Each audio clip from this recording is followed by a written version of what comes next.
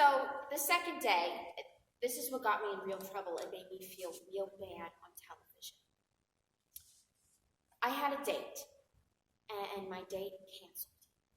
Now, mind you, I'm now 3 weeks separated, and I didn't want to be alone. So now comes Saturday, and I thought if I have to be alone, because my housekeeper goes off for the weekend, and I couldn't go see my daughter. Still, the rioting was escalating. There were warnings, don't leave your house. And I had a date. Maybe come to buy houses from you, or do other ladies who are in the business here in Southern? Oh, occasionally. I'm sure it's like any other business. You meet the most interesting people. I mean, you're not going to turn them down if you like them. Yeah. And he lives 20 minutes away in the valley, and they say don't drive freeway. But I said, are you going to come see me tonight? Because I don't want to be alone. And he said, yes. So he gets there, and I said, oh my God, what are we going to do?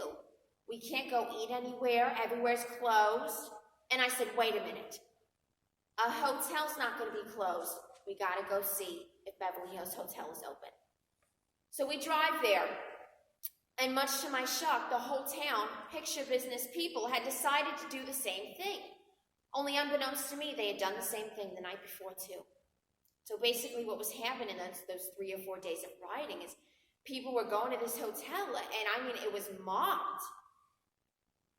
But basically we would stay there till 3 or 4 in the morning, and everyone was talking about the riots, trying to forget what's going on, the rioting, they would talk about it until it exhausted the subject.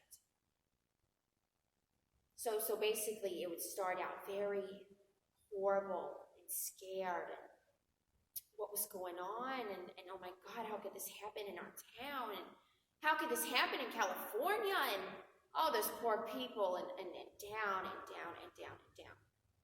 And there's only so much you can say. In life, once you've hit rock bottom, there's nowhere to go but up.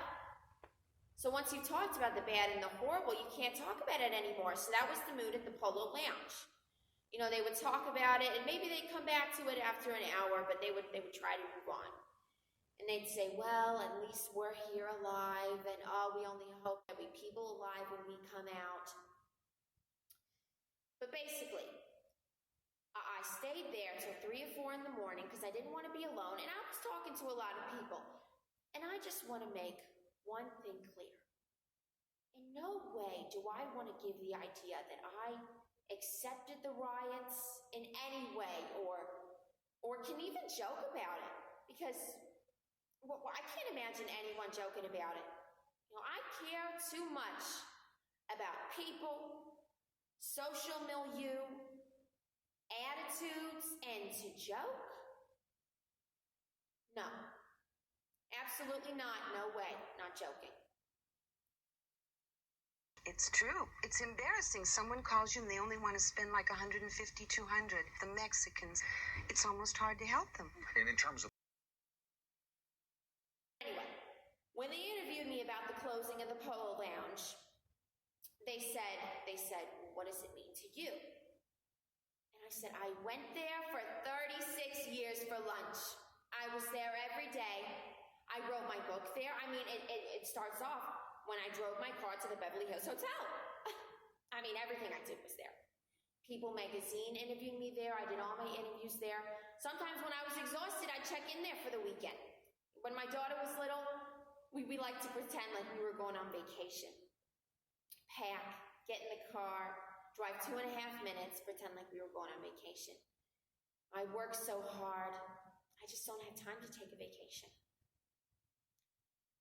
But anyway, as they were interviewing me, I said, and during the riots, because it was what was foremost on my mind. And some man wrote me a letter to Mrs. Young. You are really an asshole. You take life so lightly. I saw your interview on television about the riots, talking about having fun at the Polo Lounge. How stupid can you be? You're an embarrassment. I mean, oh my God. I'm reading this letter.